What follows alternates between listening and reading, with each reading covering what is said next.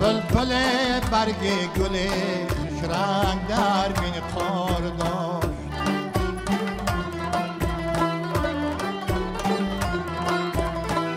و اندر آن برگ نوا خوش ناله های زار داشت.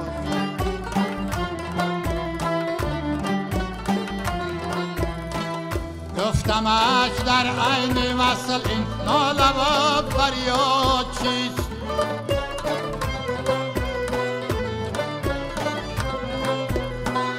گفتمش در عین وصل این ناله و فریاد چیست؟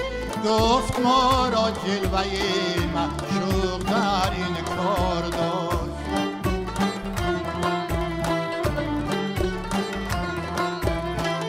گفت ما را جلوه معشوق در این کار داشت.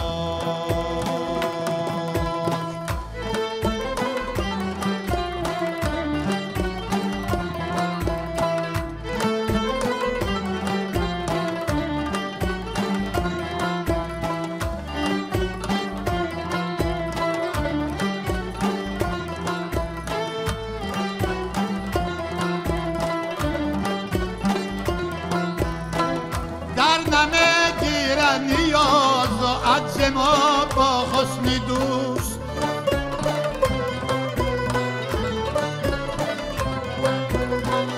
در نمیگیرن نیاز و عجز ما با حسن دوست.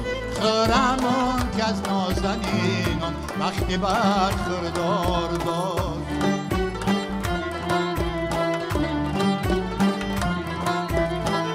خرمان که از نازنینان وقتی برخوردار داشت.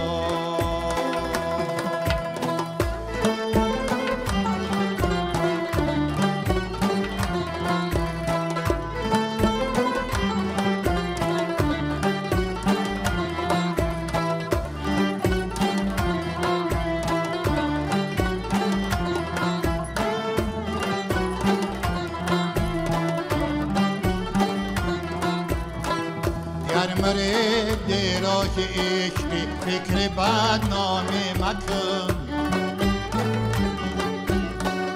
گر مرد راه عشقی فکر بدنامی مکن. شیخ زن آن خرقه رهن خانه خمار داشت.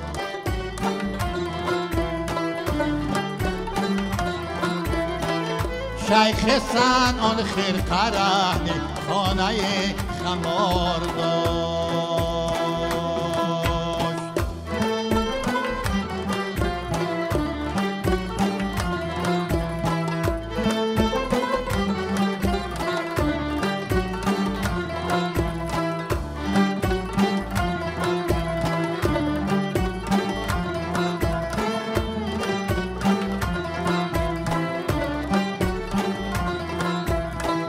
چشم حافظ ربامی قصر آن پارس سریشت،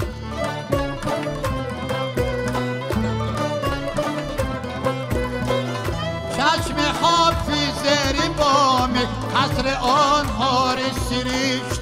شیوه جنات تجری وقتی حد تنهار داشت.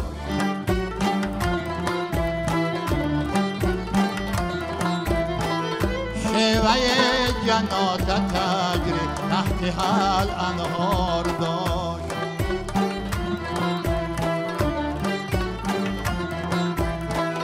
بلبل برگ گل خوش رنگ در این کار داشت.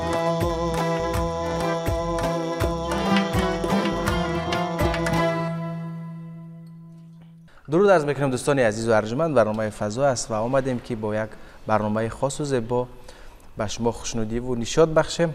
این روز به برنامه فضا تشریف آوردن هنرمندان از انسمبل شش مقامی ولایت ختلان با رهبری هنرمندی مردمی تاجیکستان امردین کبیری و همچنین یک آوازخوان دیگر نیز امروز در برنامه ما را همراهی میکنند، زیادزاده سلطان، که من ایشان را به برنامه خیر مقدم میگویم. همچنین مطربانی که امروز با سازهای زیبای خود به برنامه تشریف آوردند. و اگر درودی دارید استاد به بیننده تلویزیون سفینه، دستگاه نواربرداری اختیار شماست، بفرمایید. اولا سلام علیکم. من بسیار منتدار از برنامه فضا که از تلویزیون سفینه بسیار برنامه مشهور است، برنامه دیدنی است. سلام و پیام اول میرسانم به اهل کارمندان تلویزیون سفینه. تشکر، زیاد خسته نباشید. و یک غزلی حافظ شیرازی به برنامه امروزه ما آغاز بخشیدید. این ترانه را که ایجاد کردید؟ ترانه سالهای زیاد است که در ایجادات من محفوظ است و همه وقت در بین مردم این ترانه صدا می‌دهد. این یکی از غزل‌های بهترین و غزل‌های بسیار شیرینی حافظ شیرازی است. امروز من با دو سرودی، دو غزلی حافظ به این برنامه آمدم. بهترین عالی. خب دوست می‌دارید غزل‌های حافظ رو؟ مثلا اصلا اگر ما با ادبیات کلاسیکی نظر کنیم، چقدر همین غزل‌های آنها آهنگ دارد. خاصه خود حافظ شیرازی به موسیقی، به آهنگ، به سرود بسیار میل زیاد داشته است و حتی میگویند که دلیل حافظ تخلص گرفتن او هم همین به موسیقی میل داشته است. بله، من همه کلاسیکا رو دوست می‌دارم و با همه کلاسیکا سر کار دارم. از ایجادیاتی چی از بیدیل، چی از صاحب، چی از حافظ، چی از جامی، از همه همین کلاسیکا استفاده میبرم. علل خصوص حافظ چیزی که شما ابراز داشته بسیار گوینده هست که غزل سرای هست که همه غزل او یک آهنگی خاصی خچه داره و انا همین وقتی که با همون آهنگ خاص، با همین آهنگ مقبول به شنونده این چیز میرسد، حتما به دل او راه مییابد، به دل هر یک شنونده راه مییابد. برای همین سالهای زیاد است که من با این کلاسیکا سر کار دارم و در ایجادات من اینا محفوظند. بله. آهنگ مال کی است؟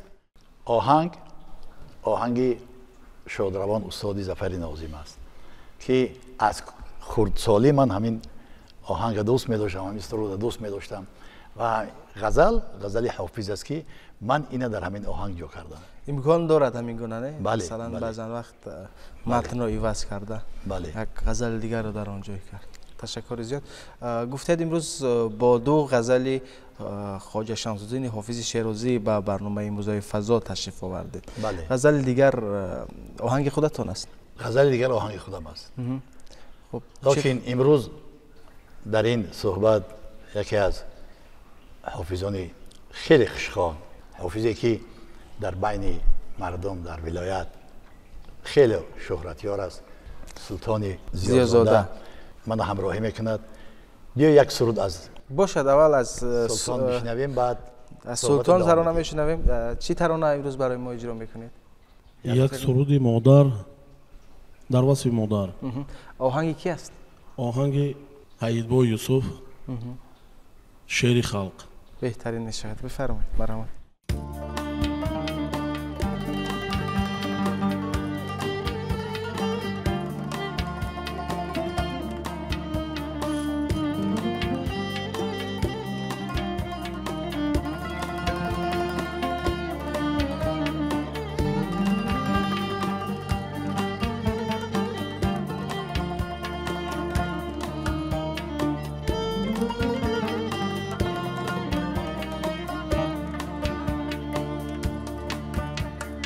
کجایی مادری جان پروری من،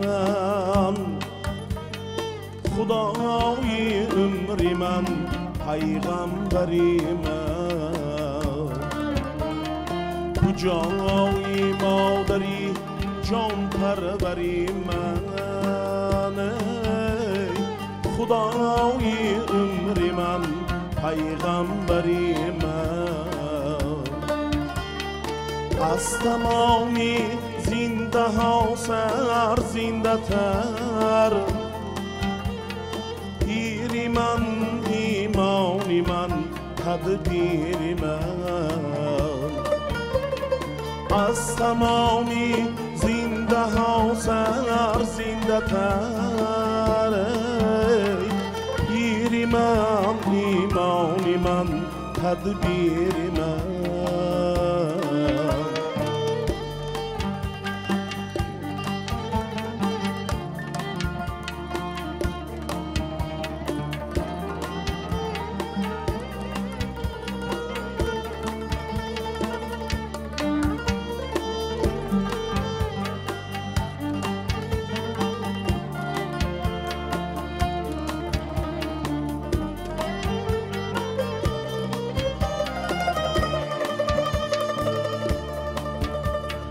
ببخشا مادرا خوابت ندادم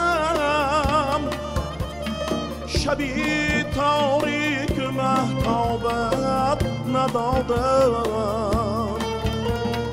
ببخشا مادرا خوابت ندادم شبی تاریک مهتابت ندادم دستی من غمی دنیا کشیدی ولی من کاسه آبت ندادم زی دستی من غمی دنیا کشیدی ولی من کاسه آبت ندادم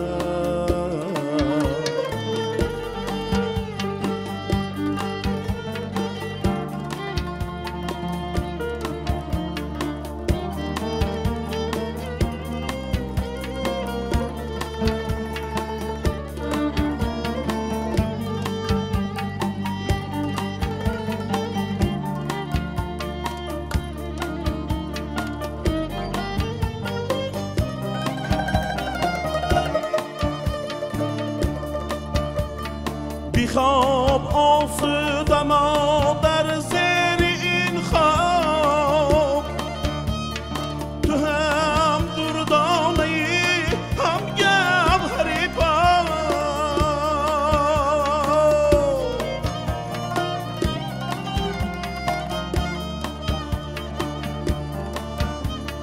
بی خواب آسودم در زیر این خواب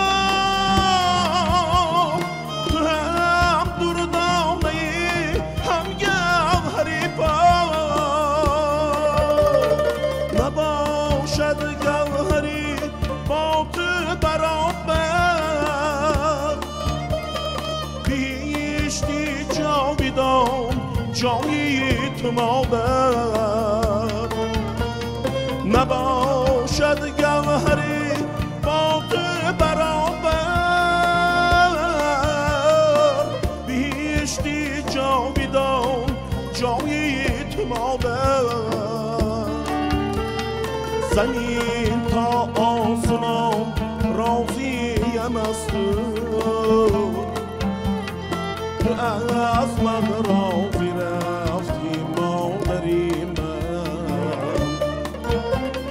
زمین تا آسمان راضیم از تو از من راضی رفتی مادری از من راضی رفتی مادری من از من راضی رفتی مادری من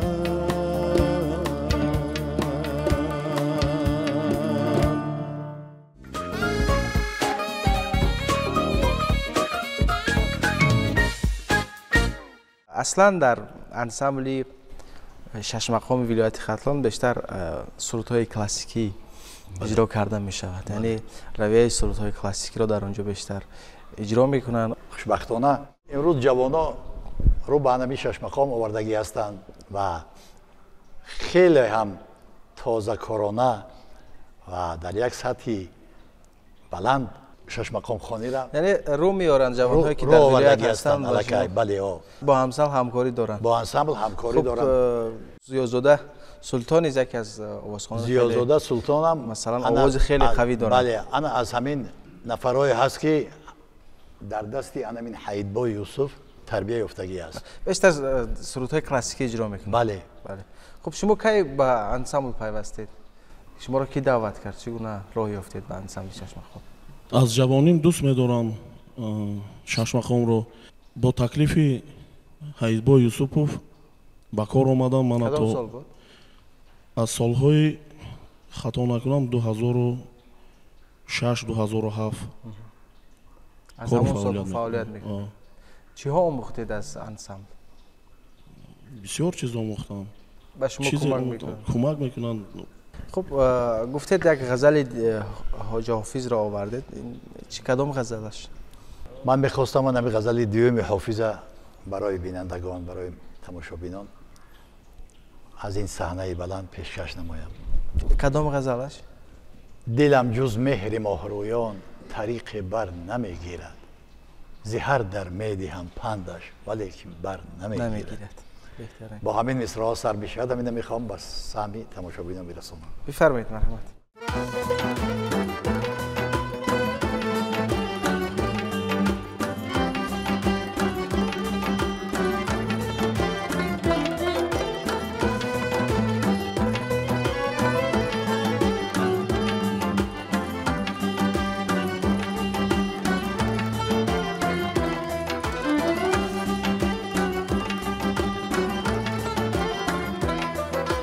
دلم جز مهر ماه رویان طریق بر نمیگیرد، زهر در میدی هم پندش ولیکن بر نمیگیرد، زهر در میدی هم پندش ولیکن بر نمیگیرد. خدا را نصیحت گوی، حدیث از مطرب میگو،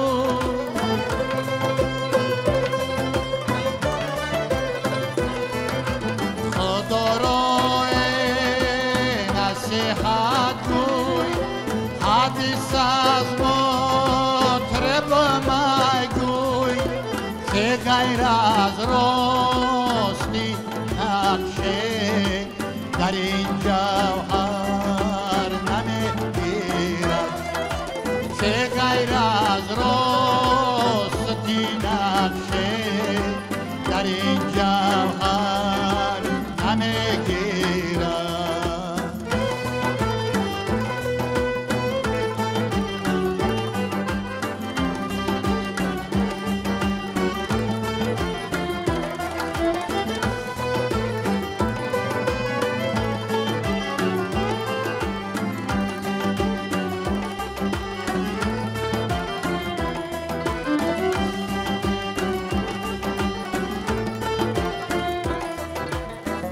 خستگی دلم کردی، به نازم چشم مستت را،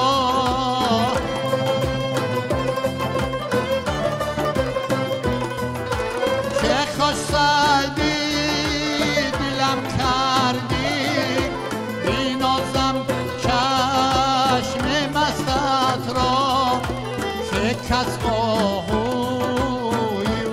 شیرو از این خوشتر نمیگیرد، که کس آهوی و شیرو از این خوشتر نمیگیرد.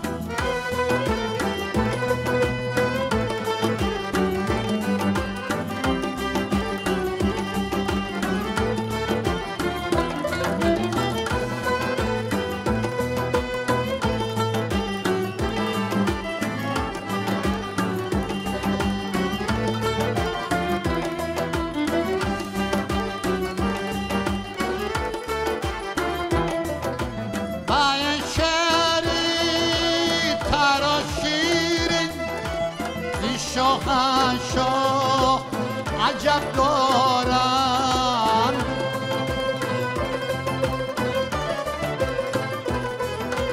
ای شعری تراشیرین زی شاهنشاه عجب دارم که سر تا پای حافظ رو شرا در زن نمیگیرد که سر تا پای حافظ رو شرا در زن نمیگیرد شرا در زن نمیگیرد.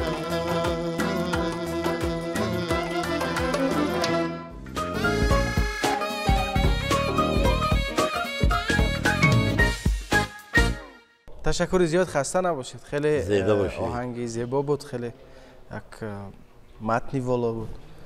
خسته نباشید. و همین هنرمندان وقتی که مثلا به سطح حرفه‌ای میرسن البته اکثر ترانه‌هاشون رو با تار اجرا میکنن.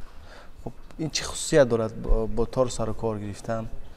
مثلا ابتدا از رباب سر می شود چون مثلا کار کردن با رباب ساده تر است، ولی تار مرکب از کار، نه هر هنرمند می تواند که از اجرای نوازش با تار برآید.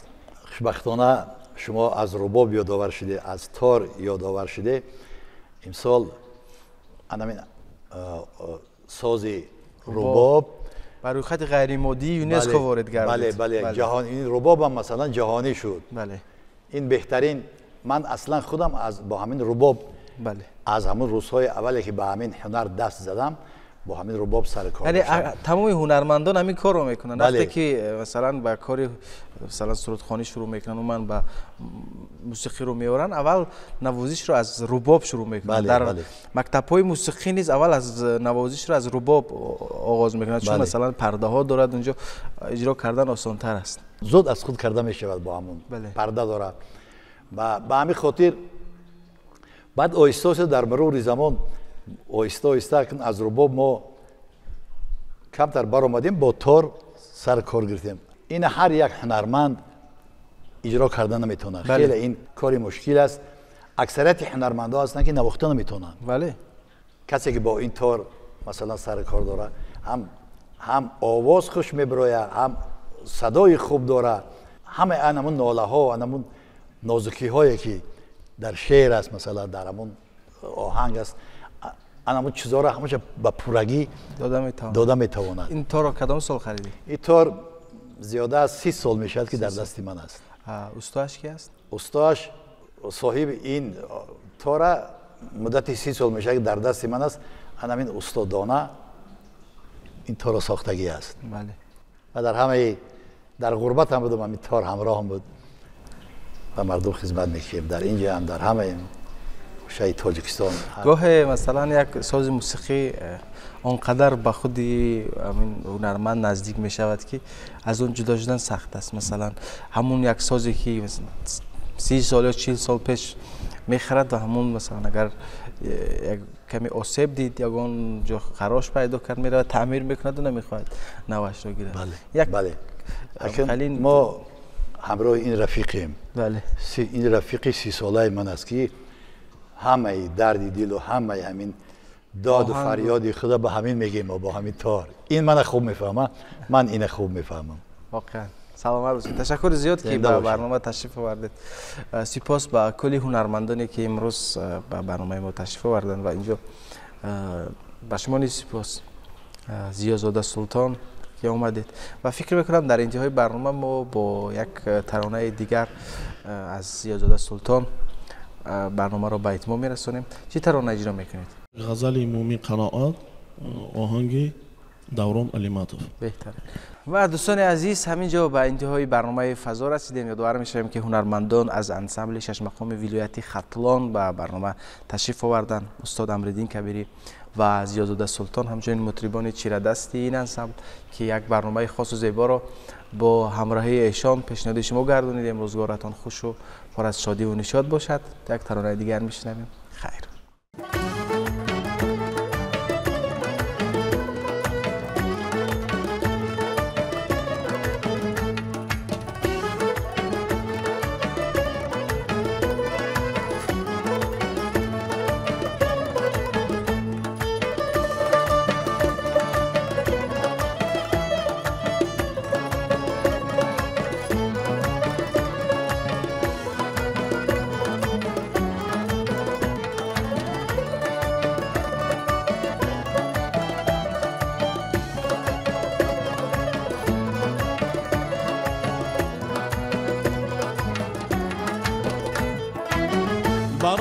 صبحی دم از خنده گل روان و صاف چون آوازی بلبل عجب نرمی عجایبی غباری چو شرمی دخترانی که ساری چو شرمی دخترانی که ساری عجب نرمی عجایبی غباری چو شرمی دخترانی که ساری چو شرمی دخترانی که ساری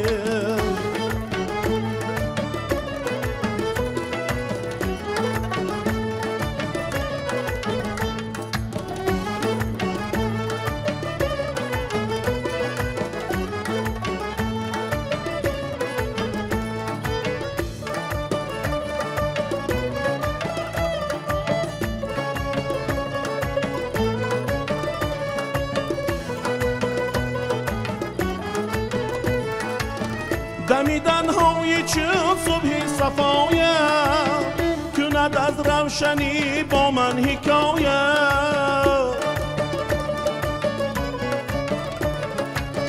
دمیدن های چون صبح صفایه کند از روشنی با من حکایه چون نازی دخترانی شوخی در باز چو شیرینی حیات سرچشمه این ناز چو شیرینی حیات سرچشمه ناز چو نازی دخترانی شوخی در باز چو شیرینی حیات سرچشمه ناز چو شیرینی حیات سرچشمه ناز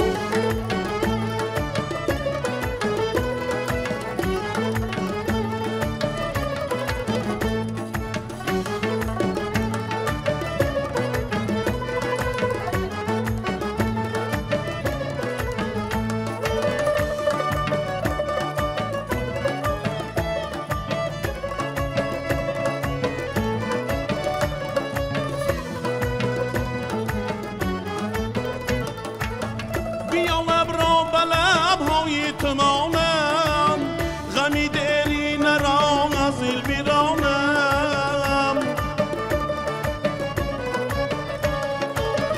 بینوشم آب از آبی حیاتم برم تا گوشه دنیا زیباتم تو را یاری جوانی یاد کردم برایت مزرعه آباد کردم و یادت مزرعه آباد کردم تو را یاری جوانی یاد کردم و یادت مزرعه آباد کردم و یادت مزرعه آباد کردم برای صبحی دم از خنده گل روان صاف چون آوازی بلبل عجب نرمی عجایبی غباری چو شرمی دخترانی که ساری چو شرمی دخترانی که ساری عجب نرمی عجایبی غباری چو شرمی دخترانی که ساری